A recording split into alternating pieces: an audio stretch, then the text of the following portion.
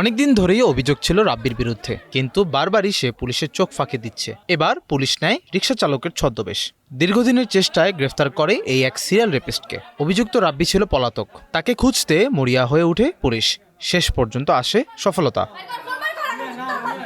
Police তথ্য পায় রাজধানীর ধনিয়ায় এক রেস্টুরেন্টে আসবে রাব্বি। সেই তথ্যের উপর নির্ভর করেই ছদ্মবেশে অবস্থান নেয় পুলিশ। পরে সোমবার রাতে রাব্বিকে গ্রেফতার করা হয়। তো যখন মেয়েটা রওনা করার পরে বলে যে আমি একটু অসুস্থ, আমি আসতে পারতেছি না, আমার ফুফাতো ভাইরে পাঠাচ্ছি বা চাচাতো ভাইরে পাঠাচ্ছি। পাঠানোর পরে ওইখান থেকে সে যতগুলো ভিকটিম আমরা পাইছি এগুলো সে ইউজ করছে হলো মেট্রো স্টেশন, নিয়ে যায় হলো যাত্রাবাড়ির দুনিয়া কলেজের এখানে। আমরা 2টা স্পট পাইছি, 2টা বাসায়। তারপর মেয়েদের নিয়ে গিয়ে ওইখানে ব্ল্যাকমেল করে, মোবাইল কেড়ে নেয়। এবং এই মোবাইল কাটার ফলে মোবাইল বিক্রি করার আগে তার সোশ্যাল মিডিয়ার অ্যাকাউন্টের যতগুলো আছে অ্যাকাউন্ট সে নিজের করে নেয়। তারপরে আবার ওইখান থেকে আরেক মেয়ের সাথে শুরু করে। মোবাইলটা নিয়ে আপনার মোবাইল ব্যবহার করে সেকেন্ড ভিকটিমকে ধরবে।